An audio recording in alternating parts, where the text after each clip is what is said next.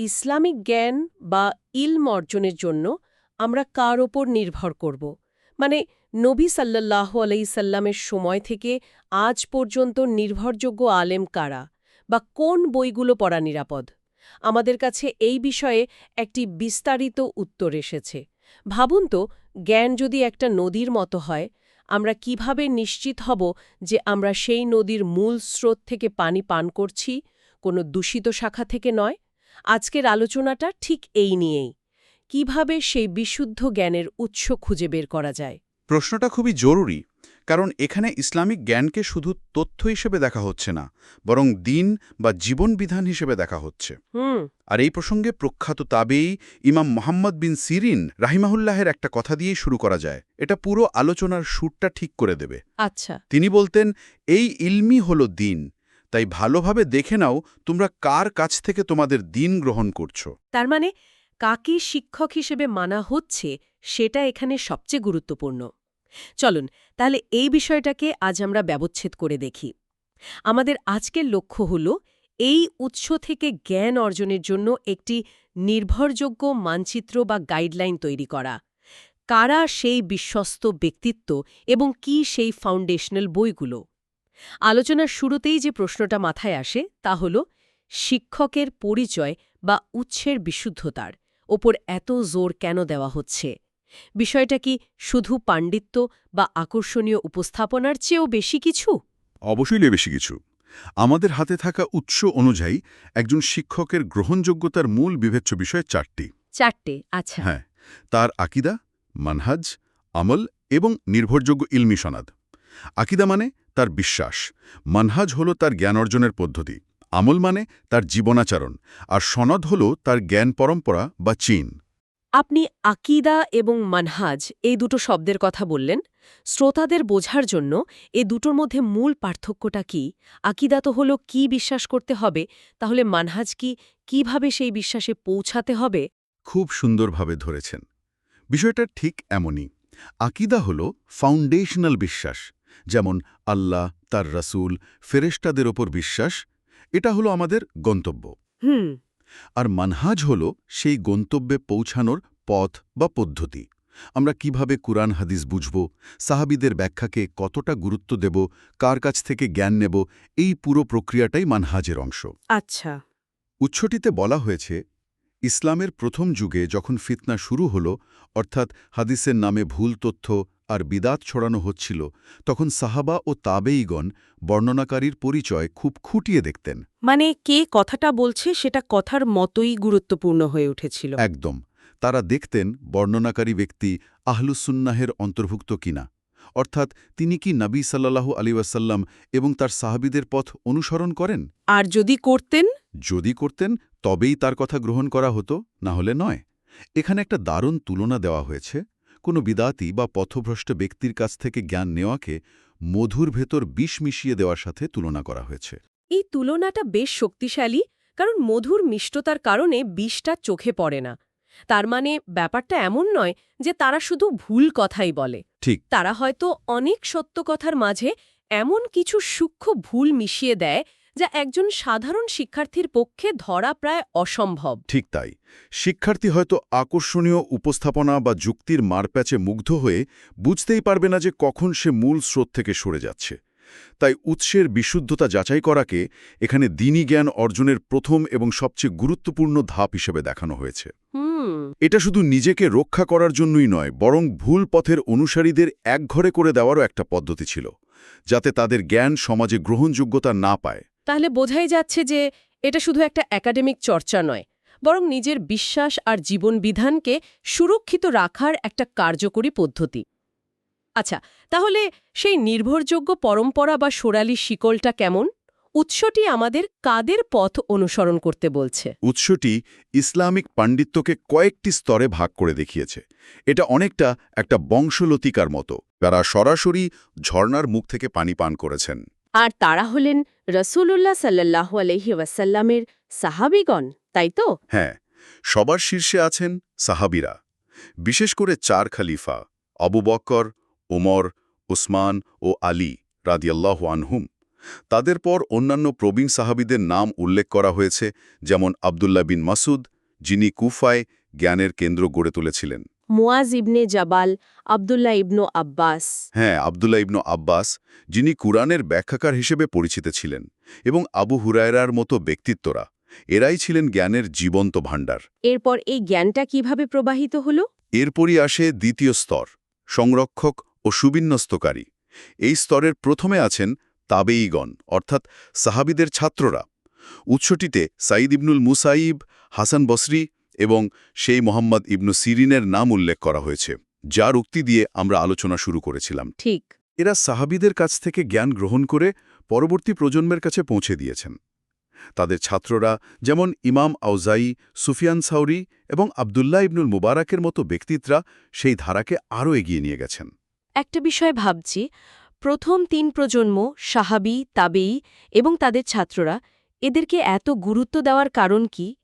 কারণ কি এই যে তারা সরাসরি মূল উৎসের সবচেয়ে কাছাকাছি ছিলেন এবং মানে সময়ের সাথে সাথে বিকৃতির সুযোগ কম ছিল?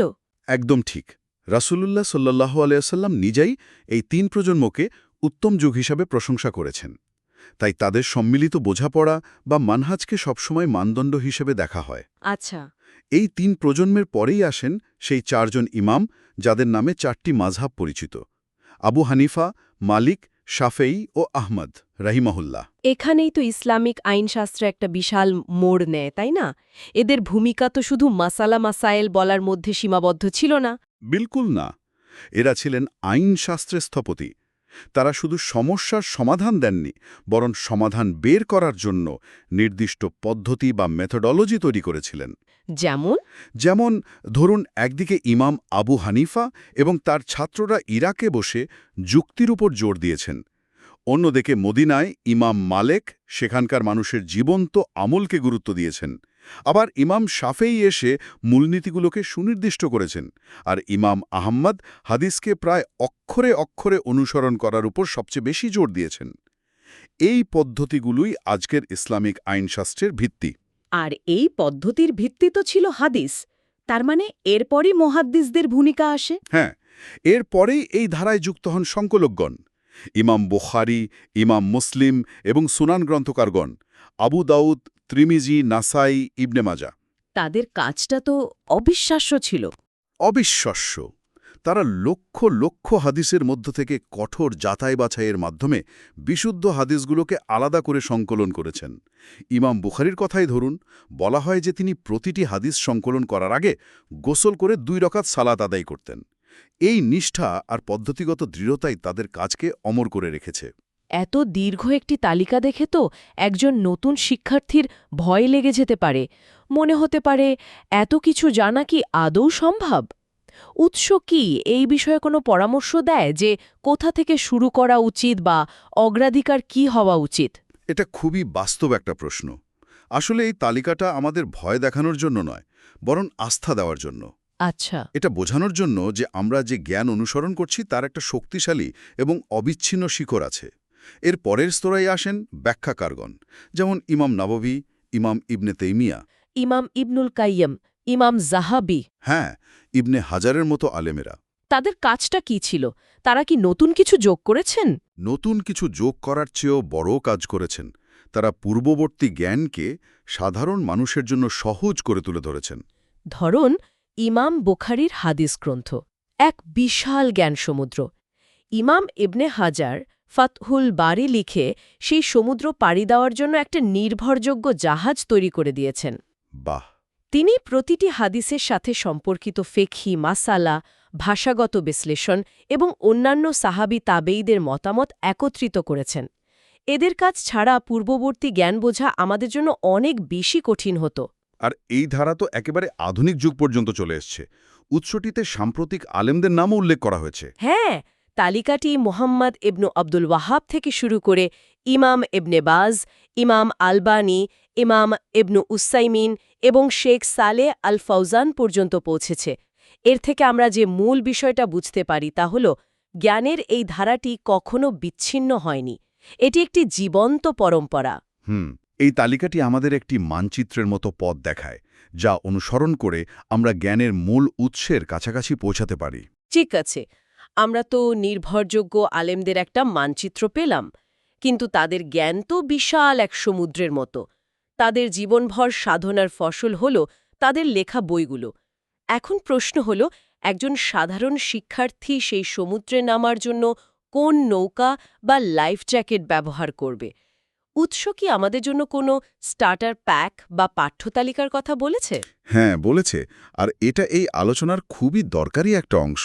কারণ শুধু ব্যক্তির নাম জানাই যথেষ্ট নয়, তাদের কোন কাজটা দিয়ে শুরু করতে হবে সেটাও জানা জরুরি। ঠিক। উৎসটিতে বইগুলোকে কয়েকটি বিষয়ভিত্তিক ভাগে ভাগ করা হয়েছে, যা একজন শিক্ষার্থীর জন্য খুবই সহায়ক।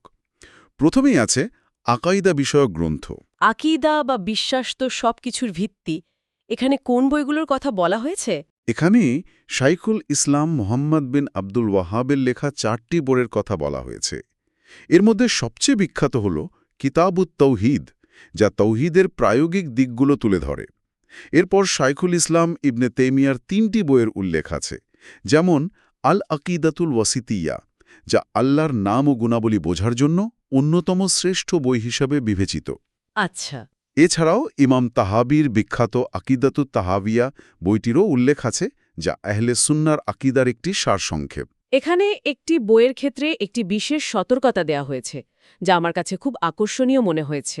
আদ-দুরাতিল মাজিয়াতোপ বইটির বিষয়ে বলা হয়েছে যে এর কিছু বিষয় সালাফদের মতের সাথে মেলে না, তাই এটি একজন অভিজ্ঞ শায়খের কাছে পড়া উচিত, যিনি সেই বিষয়গুলো ধরিয়ে দিতে পারবেন।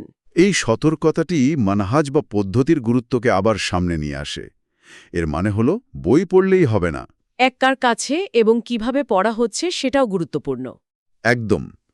একজন যোগ্য শিক্ষক আপনাকে শুধু বইয়ের তথ্যই দেন না, বরং সেই তথ্য প্রক্রিয়া করার সঠিক পদ্ধতিও শিখিয়ে দেন।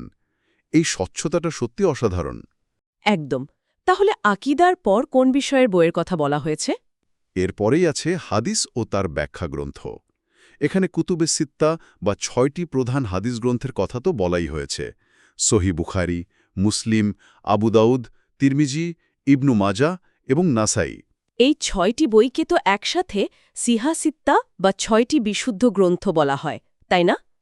এটা অনেকটা ইসলামিক লাইব্রেরির রেফারেন্স সেকশনের মতো, যেখানে সবাই সবচেয়ে নির্ভরযোগ্য তথ্যের জন্য ফিরে আসে। ঠিক তাই। কিন্তু এই রেফারেন্স বইগুলো তো সাধারণ পাঠকের জন্য বেশ কঠিন হতে পারে। এগুলোর কোনো সহজ ব্যাখ্যা গ্রন্থের কথা কি বলা হয়েছে? হ্যাঁ, বলা হয়েছে। আর এখানে ব্যাখ্যাকারদের ভূমিকাটা স্পষ্ট হয়। যেমন সহি বুখারির শ্রেষ্ঠ ব্যাখ্যাগ্রন্থ হিসাবে ইবনে হাজারের ফাতহুল বাড়ি এর নাম উল্লেখ করা হয়েছে। আর সহি মুসলিমের? আর ইমাম নবভীর শরহে সহি মুসলিমের কথাও বলা হয়েছে। এই ব্যাখ্যাগ্রন্থগুলো হল হাদিসশাস্ত্রের গভীরে প্রবেশের দরজা। এগুলো ছাড়া শুধু হাদিসের টেক্সট পড়ে তার গভীরতা বোঝা প্রায় অসম্ভব। এরপর নিশ্চয়ই ফিকেহ বা ইসলামিক আইনশাস্ত্রের কথা এসেছে। হ্যাঁ, ফিকের জন্য উৎসটিতে ক্লাসিক্যাল ও আধুনিক 2 ধরনের বইয়ের নামই দেওয়া হয়েছে। ক্লাসিক্যাল বইয়ের মধ্যে ইবনে কুদামার উমদাতুল ফিক এবং আল মুগনির মতো গ্রন্থের নাম আছে, যেটা বিভিন্ন মাযহাবের মতবাদ তুলে ধরার জন্য বিখ্যাত। ঠিক। আবার শাইখ ইবনে উসাইমিনের আস শারহুল মুমতির মতো আধুনিক ব্যাখ্যাগ্রন্থ রয়েছে, যা ক্লাসিক্যাল টেক্সটগুলোকে সমসাময়িক পাঠকদের জন্য অনেক সহজ করে তোলে। কোরআনের তাফসির ছাড়া তো জ্ঞানার্জন অসম্পূর্ণ। এই বিষয়ে কি বলা হয়েছে? তাফসিরের ক্ষেত্রে কয়েকটি মাইলফলক গ্রন্থের নাম উল্লেখ করা হয়েছে, যেমন তাফসিরে তাবারি, যাকে প্রায় সব তাফসিরের ভিত্তি বলা হয়। এরপর আছে তাফসিরে ইবনে কাসির, যা হাদিস দিয়ে কোরআনের ব্যাখ্যা করার জন্য সবচেয়ে বিখ্যাত। আধুনিক তাফসিরগুলোর মধ্যে তাফসিরে আস-সাদি এবং ইমাম শাঙ্কুত্তির আজওয়াউল বায়ানের কথা বলা হয়েছে। আজওয়াউল বায়ানের বিশেষত্ব হল এটি মূলত কোরআন দিয়ে কোরআনের অন্যান্য আয়াতের ব্যাখ্যা করে, যা তাফসিরের সবচেয়ে বিশুদ্ধ পদ্ধতি। অসাধারণ। আর সবশেষে ফাতোয়া গ্রন্থের কথা বলা হয়েছে। দৈনন্দিন জীবনে তো আমাদের নানা প্রশ্নের মুখোমুখি হতে হয়। সেক্ষেত্রে এই বইগুলোর ভূমিকা কি? ফাতোয়া গ্রন্থগুলো হল আলেমদের জ্ঞান ও প্রজ্ঞার বাস্তব প্রয়োগের নমুনা। এখানে ইবনে তেইমিয়ার মাজমুগুল ফাতাওয়ার কথা বলা হয়েছে, যা প্রায় ৩৫ খণ্ডের এক বিশাল জ্ঞানকোষ। এছাড়াও ইমাম ইবনে বাজ ও ইবনে উসাইমিনের ফাতোয়া সমগ্র এবং সৌদি আরবের স্থায়ী ফতোয়া কমিটির ফাতাওয়া সমগ্রের কথা বলা হয়েছে। দৈনন্দিন জীবনে উদ্ভূত বিভিন্ন জটিল সমস্যার শারঈ সমাধান বুঝতে এই গ্রন্থগুলো খুব কার্যকর। আজকের এই আলোচনা থেকে একটি বিষয় আমার কাছে খুব পরিষ্কার হল। ইসলামিক জ্ঞান অর্জনের পথটি কোনো বিক্ষিপ্ত বিষয় নয়, বরং এর একটি যাচাইকৃত পরম্পরা এবং সুসংহত কাঠামো রয়েছে। কাদের কাছ থেকে শিখতে হবে এবং কি পড়তে হবে তার একটি স্পষ্ট চিত্র এখানে তুলে ধরা হয়েছে। এখানে লক্ষ্য করার মতো বিষয় হল জ্ঞানকে নিছক তথ্য হিসেবে না দেখে একটি পবিত্র আমানত হিসেবে দেখা হয়েছে। এই আমানত প্রজন্মান্তরে বিশ্বস্ততার সাথে এক হাত থেকে আরেক হাতে পৌঁছে দেওয়া হয়েছে। ঠিক। প্রতিটি নাম, প্রতিটি বই এই আমানতকে বহন করছে। তাই উৎস যাচাই করাটা কেবল একটি সতর্কতা নয়, এটি এই আমানতের প্রতি সম্মান প্রদর্শনেরও একটি অংশ। এই আলোচনার শেষে একটি ভাবনা মাথায় আসছে। এই উৎসটি আমাদের হাতে একটি বিশাল জ্ঞান ভাণ্ডারের চাবিকাঠি তুলে দিয়েছে। কিন্তু আজকের ডিজিটাল যুগে, যেখানে এত বই আর লেকচার আমাদের হাতের মুঠোয়, সেখানে একজন শিক্ষার্থীর জন্য এই বিশাল জ্ঞান সমুদ্র পাড়ি দেবার সঠিক পদ্ধতি কি হতে পারে? বইয়ের এই দীর্ঘ তালিকার পাশাপাশি একজন জীবন্ত নির্ভরযোগ্য শিক্ষকের সান্নিধ্য ঠিক কতটা অপরিহার্য? শুধু বই পড়ে কি এই পথ পাড়ি দেওয়া সম্ভব?